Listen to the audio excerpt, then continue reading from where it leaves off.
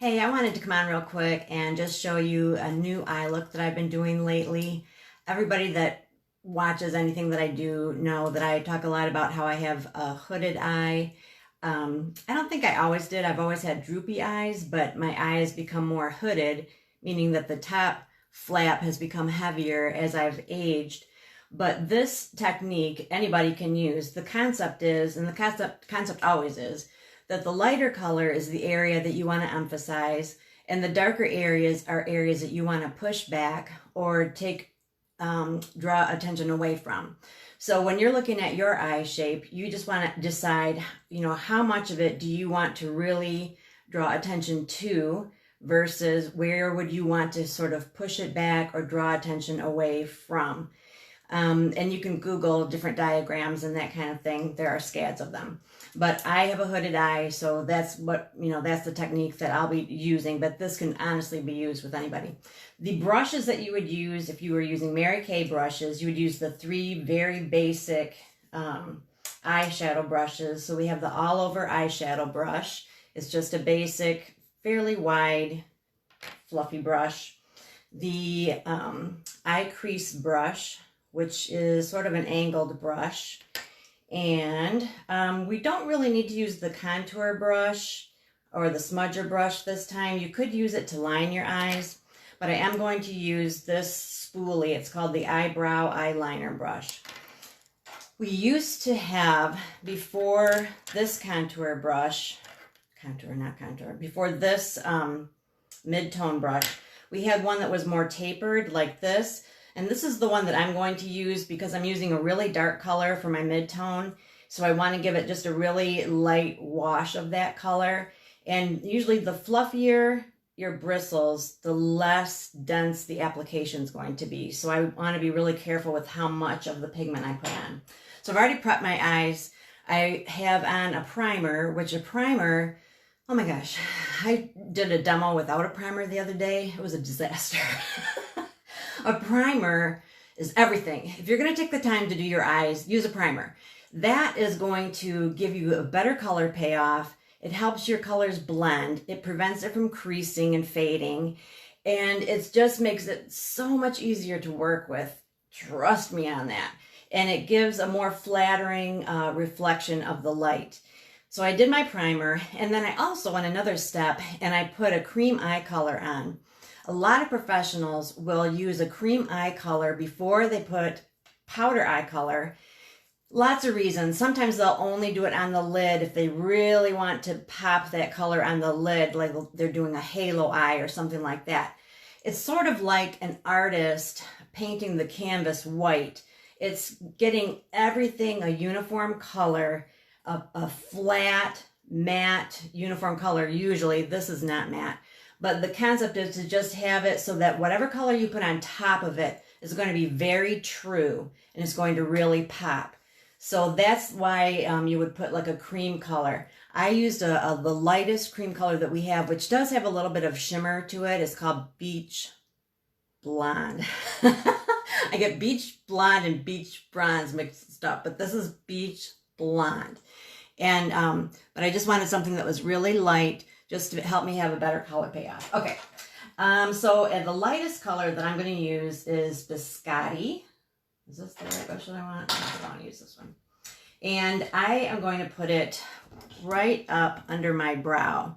People tend to be afraid to go up that high, but, and I can see if like you had a really large, area up here, then you may not want to go as light as this. But it's still very flattering to go all the way up to the brow. It emphasizes your brows, the shape of your brow, which frames your face. If you feel like, well, my brows are not very flattering, that's a good excuse to go get them done. It's really not expensive or difficult because once you've had them done the first time, you just maintain it. You just, every day as you're looking in your mirror, you see where the strays have come in and you pluck those little buggers. So this is Biscotti. This is a matte, sort of a creamy white. If you have a lot of area up here and you don't want it to be quite so flashy, you could use like Sandcastle or something of that nature. My other favorite highlight color is Blossom. But today I just wanted to do just a really, really neutral color. So see how much color that has? I'll tell you this, the Chroma Fusion eye colors have been phenomenal. A lot of light highlight colors, and I'm talking all of them, like MAC, Tarte, you name it. You have a hard time getting a color payoff. Like you have to really pat and double it and whatever. And this is fantastic. I mean, it holds up to any other brand, I'm telling you. Okay, I don't want to go on too long about that, but I stand by our color. It's fantastic. Okay, so the mid-tone color that I'm using, which as you can see, it's pretty dramatic, is Pomegranate. It was a limited edition color this fall. And so I'm tapping off the excess. When you blow on your brush, you're depositing moisture on your brush, which is not good. It just, then it's not depositing on your eye exactly right. So you want to tap off the excess. Pomegranate is a really dark color, so that's why I'm using a fluffy tapered brush instead of the traditional crease brush. And you start the outer corner and go in. Wherever you first lay the brush is where you're going to have your concentration of color. You don't want to have the concentration of color by your nose because that tends to make you look cross-eyed. So you want to start out here. Because I have kind of smallish eyes and they droop, I really want to make an effort to start high. So usually you hear people say, you know, start like in the corner of your crease. Well, my crease is way down here. So that would not flatter me. So I have to choose to start here instead. So I start way over here and I'm just going to come in toward my nose. And what's nice about this big fluffy brush, look how sloppy I'm being. And it doesn't matter because the brush knows what it's doing. Same thing with our other, I don't know why the name of it is escaping me, but the middle color brush that we have, the crease brush. They are just the way that they are created, the way that the brush, the way that the bristles are cut, the way that the handle is made. It takes all the guesswork out of it for you. And you just basically just put it right in the middle and it goes where it's supposed to go.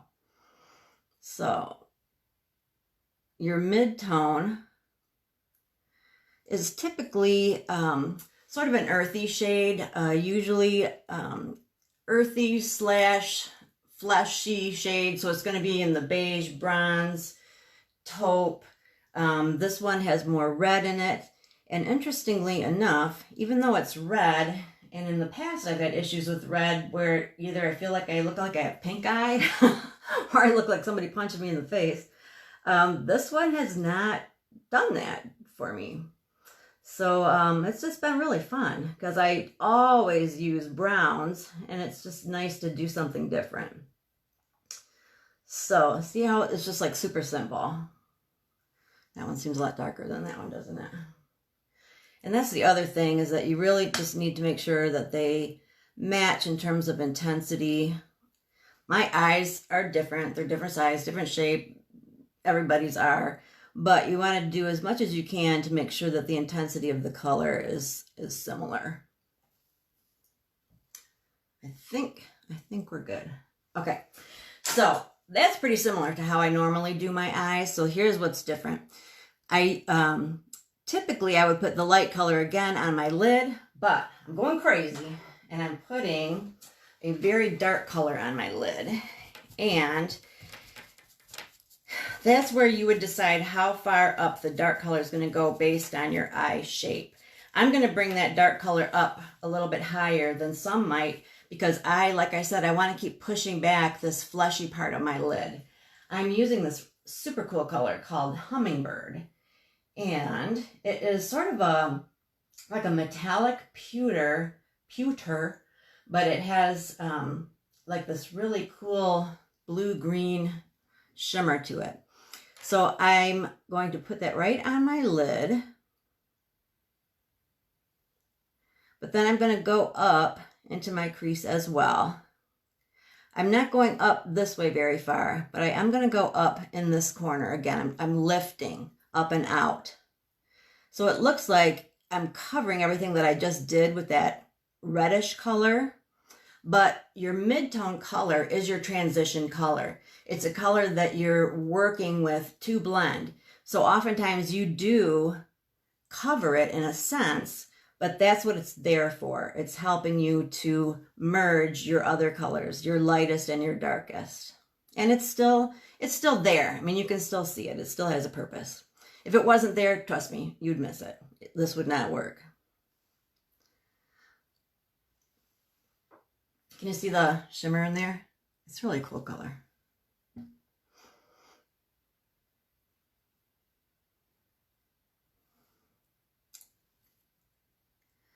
So this, for me, is different because like I said, normally I'm putting a lot of light color on my lid because I want to emphasize my lid and push back this fleshy part. But I feel like because the dark comes up and is helping me to push that back, that it still works for me. And I just have been having fun because, you know, when you do your eyes the same way for, you know, years and years, it's just a breath of fresh air to do something different. And like I said, anybody can do this. And it's different than like traditionally, you would do your lightest and your mid-tone on your lid and then your darkest in your crease. So this is mixing it up, but it's fun. I like it a lot. And if you wanted to make this really smoky and dramatic, this could even be like an onyx or a very, very dark navy. And that would look really sexy. So, does that look good? Make sure that they're even. Okay, I already tight lined my eyes, and that means that I took a liquid liner and I went underneath my lashes and lined my lashes in the waterline. I remember when I was younger that people just flipped out if you touched the wet part of your eye with any kind of makeup, like, oh my gosh, it's terrible, you're gonna get an infection. But I don't know why, but all of a sudden you can do that. I mean, all the makeup artists do it, and so I do it too, and I haven't had a problem. And what the tight line does is it makes your lashes look like they're closer together so that it gives you the appearance of having more lashes. So I've already tight lined my top lashes. And what I've liked doing lately is using a powder as my liner. So I'm going to take more of the Hummingbird. I'm going to tap off the excess. It's really important to me to tap off the excess right now because if I get like powder like kind of flaking off into my eye, then I get, you know, that really bothers me all day long. So I've got it pretty densely packed on here, but I tapped off the excess.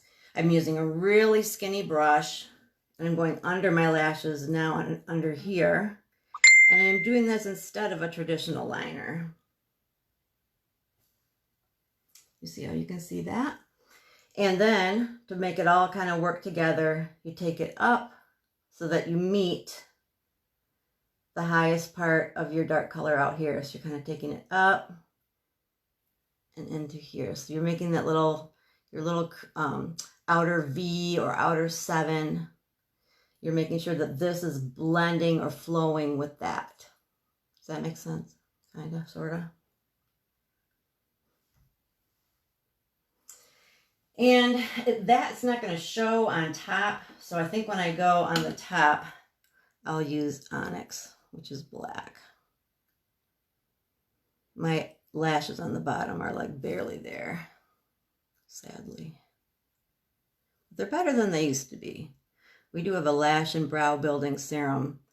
And it's funny, I started using that and I had like these itty bitty, I barely could see them, but I was like, at least they're there. So I do have something now that I can put mascara on, but they're not as long as the rest of my lashes. So I put the color underneath, kind of brought it up to meet with everything else so it blends. And then I'm going to use Onyx. And I used to think that black eyeshadow, I didn't even ever try it because it just seemed like black eyeshadow. You know, how in the world would you work with that? But it's very manageable and I use it, you know, on my eyes, but I usually use it as a liner. But don't be afraid to try it as a shadow, because it works, and it's not as crazy dark as you might think, or as difficult to manage as you might think. Probably depending on the brand. And again, I've had a lot of people say that they don't ever line on top because they don't like having that gap between the liner and their lashes. And so my advice to you is to imagine yourself coloring the root of your lashes. Don't think of it as drawing a line on your eye. Think of it as coloring the root of your lashes, because if you're thinking of it that way and you're just getting right in there, it's very unlikely that you're going to have a gap in there. Okay, do this side. And you can't see it because it's off camera, but I have like an 18 times lighted magnifying mirror. That's what I need now to do my eyes. Oh my word. It's crazy, but I do what I can. A little bit more, and then I'm done. And I did already put some mascara on. Normally I put mascara on at the end, but I didn't want to look too bald. But it's best to put your mascara on after you do your eyes shadow, obviously, so that you can cover any, any flakes that got on your lashes. And we have awesome, awesome eyeshadow. So, all right, just for extra drama, I'm going to go just in the outer third even with this onyx. So I feel like that hummingbird isn't really showing up a whole lot underneath. And I got to make up for my baby eyelashes. I'll put that right there. But here's my point. When you use your shadow as a liner, think of all the options I just gave you. Usually when we have a liner, we'll have a black and a dark brown, maybe a green or a navy or a purple or something. But when you open it up to all of your eyeshadows, like that's giving you a lot of options, and that's a lot of fun. I usually save like a really big fluffy brush, and all I use it for is blending. And so then I come in here and I just clean up and blend right in here, just to try to prevent it from having like a real sharp, starting point. I want it to just kind of softly start and stop. And then same thing with the edge, but I go back and use the same brush that I used for my darkest color. But I want this to kind of have like I said it one time, an eternity pool, where I don't want it to look striped, where it's like light, medium, dark. I just want it to really just kind of, just magically just kind of blend into the sunset. So I just take the same brush that I used to deposit that dark color, and I just kind of massage it. And my goal is to just kind of make it just, kind of merge so that it gently, so that it just gently flows, so that it's less obvious where one starts and the next one, where it starts and stops, etc. So blending is important. Whoops. Making sure that they are similar in terms of intensity is really important. Let me see. I need to go up here a little bit. And understanding your eye shape and how using light and dark can make your eyes look better. Those are all some things that I would suggest that you spend some time looking into. So just wanted to show you that. I've been having fun using some different techniques. And if you are on my VIP page, I have lots of diagrams posted in our files. So have a great day. Bye.